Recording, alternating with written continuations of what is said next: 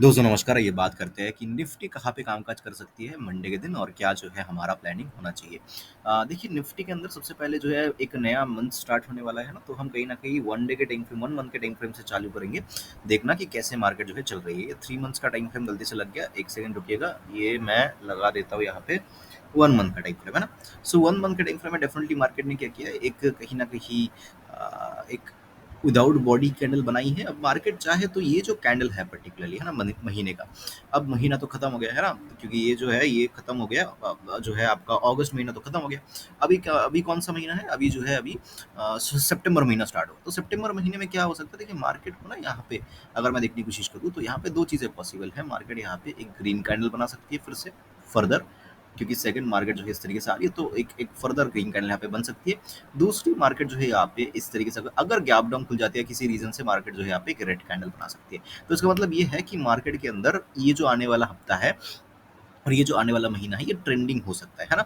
हो सकता है पहले का हफ्ता थोड़ा सा वॉलेटिलिटी रहे, पहले के हफ्ते में शायद से इस तरीके से रहे, फिर सेकंड जो है लास्ट के 3 हफ्ते के अंदर मार्केट इस तरीके से आ जाए, है ना। या फिर फर्स्ट के हफ्ते के अंदर मार्केट थोड़ा सा ऊपर खुले नीचे आए, इस तरीके से रहे, और फिर लास्ट के 2-3 हफ्ते के अंदर मार्केट जो है इस तरीके से ऊपर चली जाए, है ना। तो ये पॉसिबिलिटीज है। पहला हफ्ता थोड़ा सा देखना पड़ेगा, लेकिन डेफिनेटली एक ट्रेंडिंग जो है महीना आने वाले दिनों में बन सकता है ना, इसकी प्रोबेबिलिटी बन रही है मंथली चार्ट के ऊपर। तो मंथली चार्ट के ऊपर क्लोजिंग हायर हाई पे ही हुआ है, एक डिप भी मार्केट ने ले लिया है एडजस्ट करने के लिए सारे जो है इंडिकेटर्स को, तो इट्स अ पॉजिटिव थिंग है ना, अभी भी मार्केट पॉजिटिव है। तो वीकली टाइम फ्रेम पे देखते हैं, वीकली टाइम फ्रेम पे डेफिनेटली मार्केट काफी स्ट्रांग लग रही है, काफी स्ट्रांग, मतलब मार्केट के अंदर जो है यहाँ पे जो है काफी तेजी जो है यहाँ पे बन सकती है। और ये जो है कैंडल्स देखोगे तो फर्स्ट सेकेंड और थर्ड है ना, अगर आप देखोगे ये कैंडल थोड़ी सी छोटी बनी, ये कैंडल सेम सेम बराबर की, और ये कैंडल उससे बड़ी बन गई है ना, तो ये और ज्यादा स्ट्रांगनेस बाइंग की जो स्ट्रेंथ है वो दिखा रही है। ओके, दूसरी इंपॉर्टेंट चीज जो मैं यहाँ पे देख रहा था, यहाँ पे ना इस तरीके से, अच्छा डेली टाइम फ्रेम में दिखाता हूँ आपको।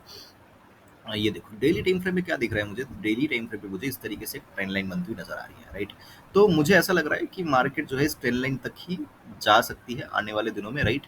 और मार्केट शायद से जो टारगेट मार्केट का हो, मतलब मैक्सिमम टारगेट वो 25,500 या 25,600 तक मैक्सिमम मार्केट जाए। यहाँ से मार्केट का एक रिवर्सल आने का चांसेस ज़्यादा है। तो अभी भी हमारे पास क्या है, 300-400 पॉइंट का स्कोप अभी भी मार्केट के अंदर बचा हुआ है। उसके बाद मैं ये नहीं कह रहा कि मार्केट एकदम से गिर जाएगी, डेफिनेटली एक डिप मार्केट को चाहिए, एकदम से मार्केट इस तरीके से नहीं जा सकती, एक डिप तो मार्केट को देना पड़ेगा। तो शायद से ये वो पॉइंट होगा जहाँ पे डिप आ सकता है, तो हम अभी भी बुलिश रहेंगे। इस पॉइंट के आसपास हम सोचेंगे कि करना क्या है ना। तो सारी चीज़ें मैंने आपको बता दी। अभी चलते हैं डेली 5 मिनट के टाइम फ्रेम के ऊपर, और क्या प्लान रहेगा हमारा उसको समझ लेते हैं। तो 5 मिनट के टाइम फ्रेम में अगर मैं निफ्टी को देखने की कोशिश करूँ, तो निफ्टी ने कुछ नहीं बनाया है, एक रेंज बनाया है।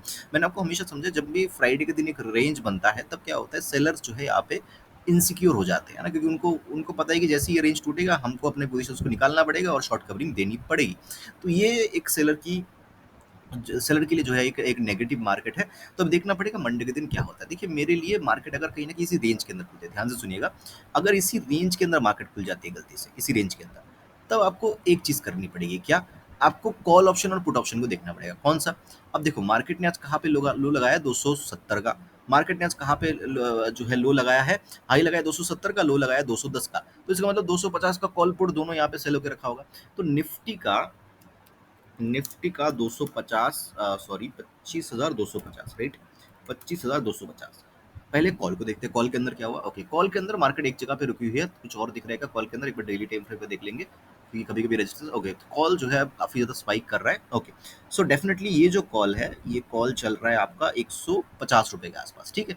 तो ये कॉल जैसे 170 रुपए ब्रेक करेगा, ठीक है, 170 रुपए, तभी जाके हम मानेंगे कि इंडेक्स के अंदर, इंडेक्स ऐसे रुका हुआ है ना एक रेंज के अंदर, तो रेंज ब्रेकआउट होने से हम, मतलब मार्केट अगर फ्लैट खुल गई, इस रेंज के अंदर खुल गई, तो रेंज ब्रेक होने से हम ट्रेड नहीं लेंगे। ये पर्टिकुलर कॉल जैसी 170 ब्रेक करेगा तब हम ट्रेड को इनिशिएट करेंगे, और हमारा जो एसएल रहेगा वो 20-30 पॉइंट का एसएल लगा के हम यहाँ पे ट्रेड को इनिशिएट कर सकते हैं। बहुत अच्छे टारगेट्स टारगेट्स कहाँ तक के मिल सकते हो मैं बाद में बता रहा हूँ, पहले समझ लीजिएगा चीज़ों को।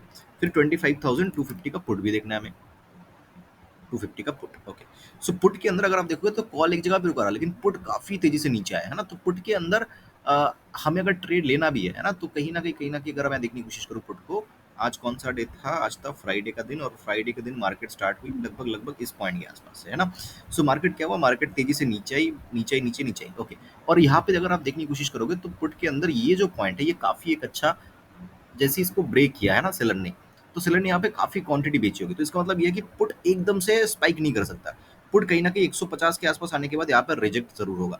तो अभी कहने का क्या मतलब है, मार्केट अगर रेंज के अंदर खुलती है, जो रेंज मार्केट ने मंडे के दिन बनाया, अगर रेंज के अंदर खुलती है, ऊपर ब्रेक करती है तो हम 25,250 का कॉल देखेंगे, वो अगर 170 ब्रेक कर रहा है तो हम यहाँ पे कॉल के ट्रेड में चले जाएँगे। अगर मार्केट फ्लैट खुल के नीचे ब्रेक कर रहा है तो हम कोई पुट का ट्रेड नहीं लेंगे। हम क्या करेंगे, ये पर्टिकुलर जो ऑप्शन है 25,250 का पुट का ऑप्शन, ये अगर धीरे-धीरे ऊपर चलने लगे और ये कहीं न कहीं हमें 140-150 के आस-पास मिल जाए। अगर कोई सेल करता है ऑप्शन को तो यहाँ पे एक सेल कर सकते हो, और जो लोग बायर है वो क्या कर सकते हो, यहाँ पे ऑपोजिटेड मतलब यहाँ पे कॉल का ट्रेड ट्राई कर सकते हो। इसका स्ट्रिक्ट एसएल 165 का लगा सकते हो। ये अगर ऑप्शन है 165 के ऊपर निकल गया तो हम पुट की तरफ इंटरेस्टेड रहेंगे, लेकिन जब तक 165 ब्रेक नहीं होता 165, तब तक हम पुट की तरफ इंटरेस्टेड नहीं रहेंगे, चाहे कुछ भी हो जाए। मार्केट फ्लैट खुल गया, मार्केट गैप डाउन खुल गया, है ना? चलिए अब बात कर लेते हैं निफ्टी के अंदर ओवरऑल हमारा प्लान क्या रहेगा। थोड़ा सा कॉम्प्लिकेटेड है, वीडियो को 2 से 3 बार देख लीजिएगा, बहुत जबरदस्त लर्निंग दिया है मैंने। अगर मार्केट फ्लैट खुलती है, इस रेंज के अंदर खुलती है, बेसिकली कहने का ये मतलब है कि इस रेंज के अंदर खुलती है, ठीक है? खुलने के बाद अगर मार्केट ऊपर ब्रेक करती है, हम 25,250 का जो सी है उसको 170 को ब्रेक करने देंगे, तब हम एक कॉल का ट्रेड लेंगे। मार्केट अगर फ्लैट खुलती है, इसी रेंज के अंदर खुलती है, नीचे चलने लगती है, कोई बात नहीं, हम वही 170 या जो भी मैंने पॉइंट बताया आपको, इस 100 145 150, है ना? अगर पुट 25,250 का पुट हमें 150 पे मिलता है तो हम इसको सेल करेंगे या हम यहाँ पे कोई कॉल ट्राई करेंगे। हो सकता है इस पॉइंट के आसपास मिले, हो सकता है इस पॉइंट के आसपास मिले, वी डोंट नो। बट जिस भी पॉइंट पे 150 के आसपास आ जाएगी वो वाला पुट, हम वहाँ पे कॉल ट्राई करेंगे। वही 10-15 पॉइंट का मैंने एसएल बोला, वो अगर हिट हो जाता है तो हम पुट की तरफ शिफ्ट हो जाएंगे, तब तक हम पुट के बारे में सोचेंगे भी नहीं।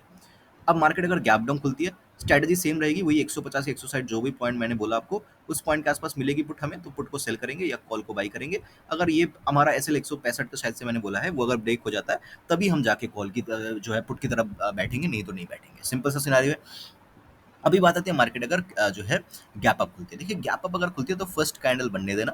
फर्स्ट कैंडल के हाई के ऊपर जो है मैं यहाँ पे कॉल की तरफ इंटरेस्ट हूँ। टारगेट्स बहुत लंबे नहीं, बट 25,450 तक के टारगेट्स देखे जा सकते हैं।